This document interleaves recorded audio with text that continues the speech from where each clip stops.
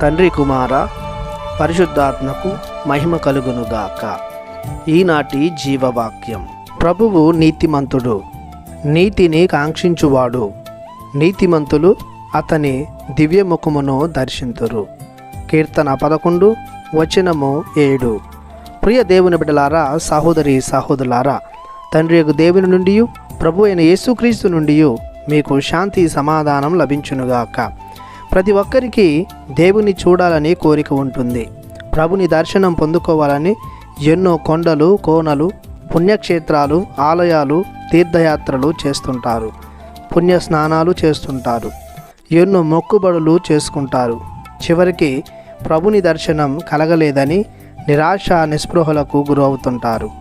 కానీ ఈనాటి జీవవాక్యం ప్రభుని దివ్యముఖమును దర్శించుటకు గల ఉచిత మార్గాన్ని సూచిస్తుంది.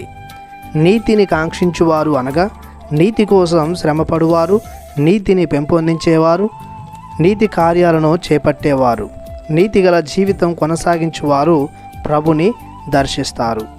ఇంకా యథార్థవంతులు అనగా అనుకూలంగా ఉండువారు, ప్రభుని కార్యములకు అనుకూలంగా పనిచేయువారు, మరియు ఉన్నది ఉన్నట్లుగా ఎలాంటి అసత్యం, అవినీతి, అన్యాయం లేకుండా ఉండేవారు. ఇంకా అష్టభాగ్యాలలో మత్తయి శుభవార్త 5వ అధ్యాయం 8వ వచనంలో నిర్మల హృదయులు ధన్యులు, వారు దేవుని దర్శిస్తారు అని కూడా చెప్పడం జరిగింది. హృదయంలో కపటం, క్రోధం, అసూయ, స్వార్థం, ఈర్ష్య, మలినం లేకుండా శుద్ధిగా ఉండాలని దీని అర్థం.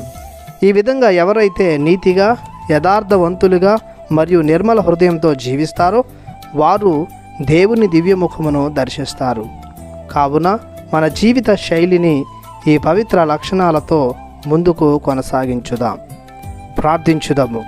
మహాశక్తిమంతుడవైన దేవా, మీ కరుణా కటాక్షములకు గాను మీకు ఆరాధనలు చెల్లిస్తున్నాము.